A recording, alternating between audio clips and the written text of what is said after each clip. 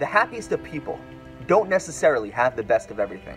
They just make the best of everything they have. Psychologist Dan Gilbert conducted a fascinating study where he tracked over a period of time two groups of people who had polar opposite life experiences. The first group of people had won a massive lottery. The second group of people had become paraplegic. He discovered something amazing.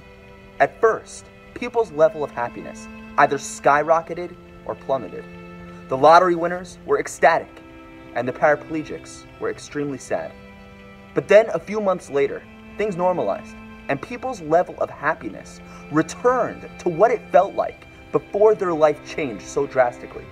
After the peaks and lows, things eventually stabilized, and people reverted back to their previous emotional state.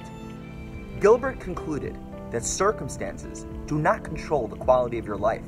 It's how you view your circumstances, which for most people stays rather consistent. We've all met people who have tremendous wealth, but for some reason don't seem all that happy. And we've met people who don't have much, yet they seem to be genuinely content. Because it isn't our circumstance that leads to our level of happiness. It's what we focus on that determines our life experiences. We all go through challenges in life. The question is, do we allow ourselves to remain broken, or do we move forward with gratitude?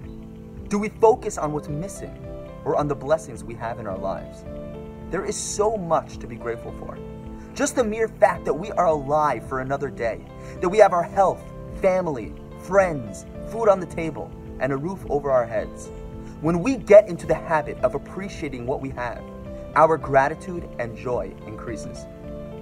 I was recently in shul when I noticed a man who was crying.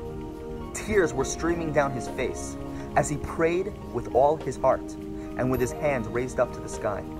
When he finished and began to walk out, I asked him if everything was okay and if there was anything I could do to help.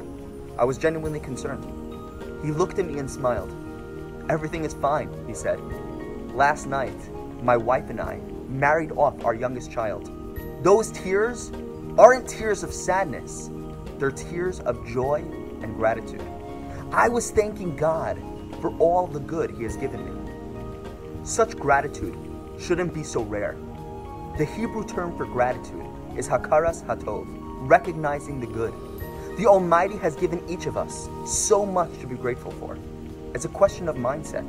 If we choose to focus on the good in our lives, I can see, I can hear, I have a loving wife and children.